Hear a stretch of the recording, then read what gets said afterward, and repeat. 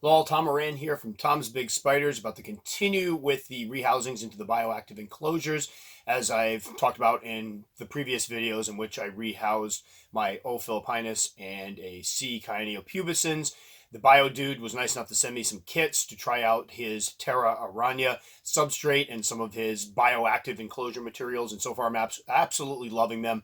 The enclosures are now sitting on a nice shelving unit, which I will actually show at the end of all these videos. We'll show what I've done with some of the shelving and with the lights and everything, but really enjoying these setups so far. So the next one we're going to do is H. maculata. I actually had somebody ask me if I could do a demonstration on how to rehouse one of those. I had a sling that was in one of the 1 gallon mainstays that needed a new home and decided this would be one of the ones I would try in one of these bioactive enclosures.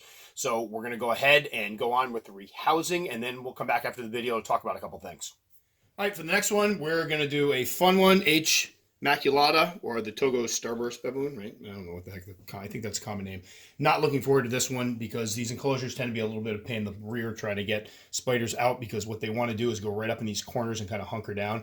So we just did the Psalmopoeus reduncus. It went fairly well. We're going to try to get this one moving but not spooked. And we are using the catch cup with some cardboard to block off any means of escape. All right, so what we're going to try to do is get the top off this and try to coax it out. I have used a spray bottle in the past, which has worked well. You kind of squirt the back feet, which gets them moving a little bit. I've had very good luck without really startling them to flee doing that. All right, we're going to try to get the cork bark out of here. Really easy spot.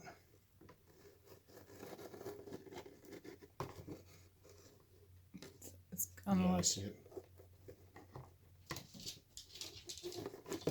Oh, Here we go. That's a spook spider. So the last time we did one of these, we had excellent luck with it, and it really didn't give us a hard time. I'm guessing my luck's probably going to run out with this one. You tell me when it's going to move, because this thing could shoot right out.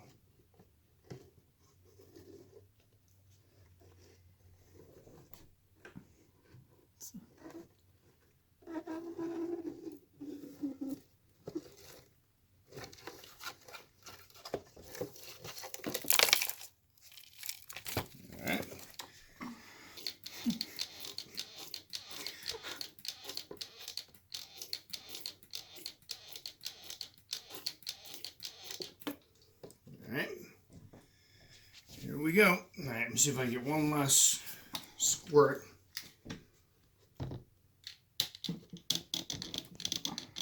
No, we're going up.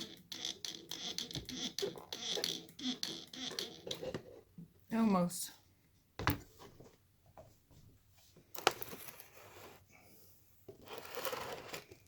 It's ridiculously not fun.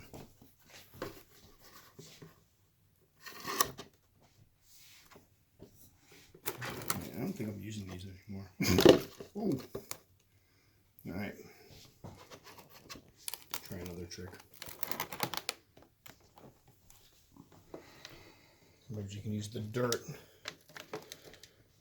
What we're going to do is allow the dirt to come down a little bit and use the dirt to kind of stir it up and into the...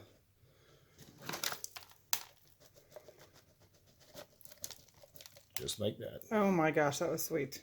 All right, grab a piece of cardboard underneath here. I'll grab this. All right, woo! I'm not going to mess around too much with this, but I'll hold it up so Billy can hopefully get a shot of it. Ready? Is it coming in okay? No zoom. Yep. Beautiful. Beautiful guy or gal. The other one's a girl. This one I'm not sure of. I'm sure people will chime in. Apparently there's a way to tell by looking at them, although the other one I thought was male turned out to be a lady. So here we go. Now this one here I believe has, is it pothos or pothos? Pothos? Pothos sounds like it would make more sense. And creeping fig, so we'll see how this goes. Again, the plant, please chime in. A lot of people have been chiming in on the other videos, talking about which plants they use, what they've had success with. This is brand new for me, because so I'm basically looking for any feedback people have.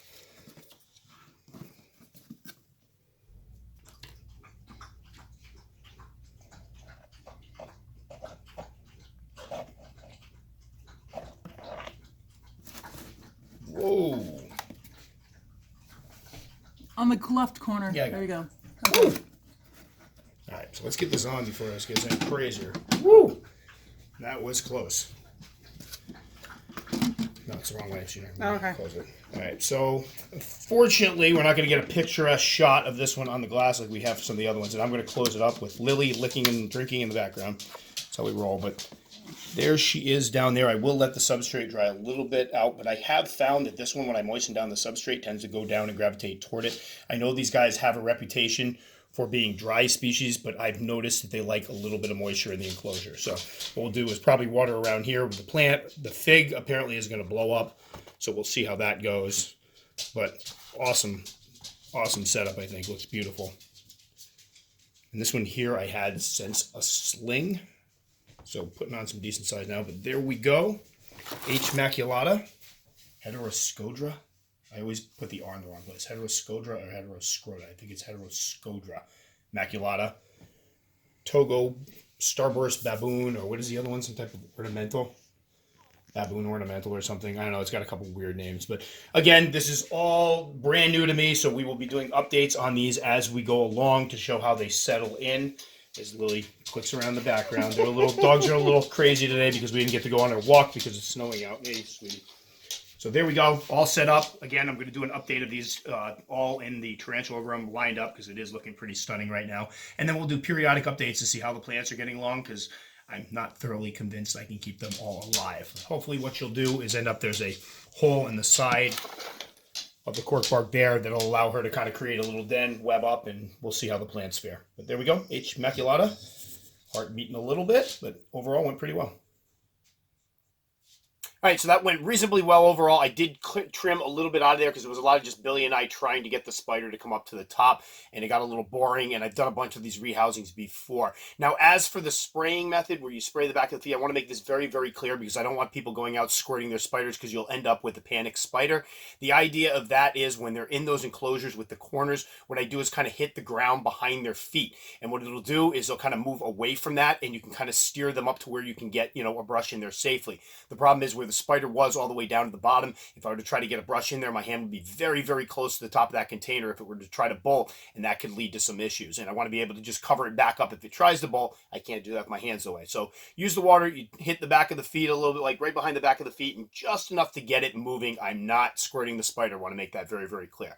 So far, this is actually a week after we rehoused her. She's doing very, very well. I have caught her out a couple times, and that's one of the things people have been asking. I've had a couple questions about why I'm picking these particular species to do it with. And one of the things I have heard about bioactive enclosures is that if you provide them with some of the vegetation, the real vegetation, some more cover, you'll see them out more. And so far, at least in the case of the O. philippinus, I am seeing her out a lot more. She kind of comes out in the open and then will just kind of duck under some of the foliage if she sees me coming or senses me coming.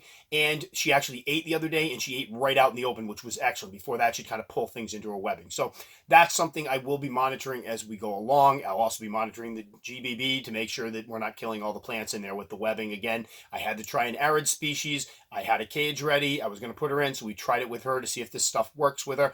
And again, I got a funny feeling when all said and done, we may find that the bioactive enclosures are obviously going to be better for some species than others, and that's one of the things we're going to kind of ferret out is which ones do they work with and which ones might you have a problem with. So that'll about do it for this one. Again, if you haven't seen any of my videos before, you can check them out in here. If you like the video enough that you'd like to subscribe, I totally appreciate you can click the little circle up there. I do answer every comment I get. Sometimes it might take me a little while, but I get to everything, so please feel free to comment. Hope to see some of you guys in the comment section, and that'll be it for this time. Catch you all later.